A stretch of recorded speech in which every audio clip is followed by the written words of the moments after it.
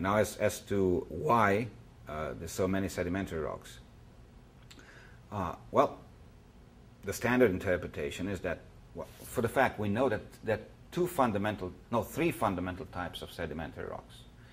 There are terrigenous rocks, which means that they are formed by fragments of rocks and minerals from previous rocks, which have been grinded somehow and then bound together. And this is the vast majority of sedimentary rocks. Then we have the chemical rocks, which are simple chemical precipitation of minerals from the water. So you have water very rich in salt. Salt would eventually deposit because you've got evaporation. So that's a chemical precipitation. And then the third type of sedimentary rocks, the bioconstructed rocks, which are like the coral reefs. There's animals that build a rock structure as their normal habitat. These are the main three types of sedimentary rocks. But as I said, terrigenous rocks, which are actually, as I said, ground up previous rocks, which end up somewhere in a basin, and then they turn into rocks. They represent the vast majority of sedimentary rocks. Now, why is that? It's very simple. Because when initially the planet was created, it was created with some rocks, right?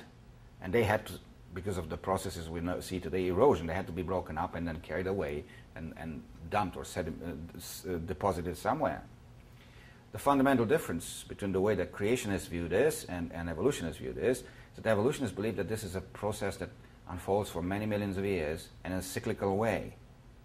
So over millions of years, continents are slowly eroded, washed into the sea, and the sediments into the sea slowly turn into rocks.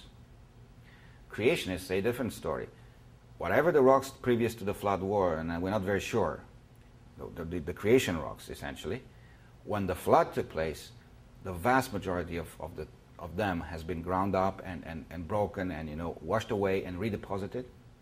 And then the fluids coming from what happens inside the earth during the flood came and bound those grains together, creating the sedimentary rocks. And all those have formed very quickly, within a year or two. But it's normal if, and it's even more logical to believe that if the main source of creating sedimentary rocks is water by eroding, then if there was a global flood, you should have the vast majority of rocks should be sedimentary. And that's what you find. So that's basically it. That's the explanation. But keep in mind, we're just seeing the surface. Whatever is below is a different story.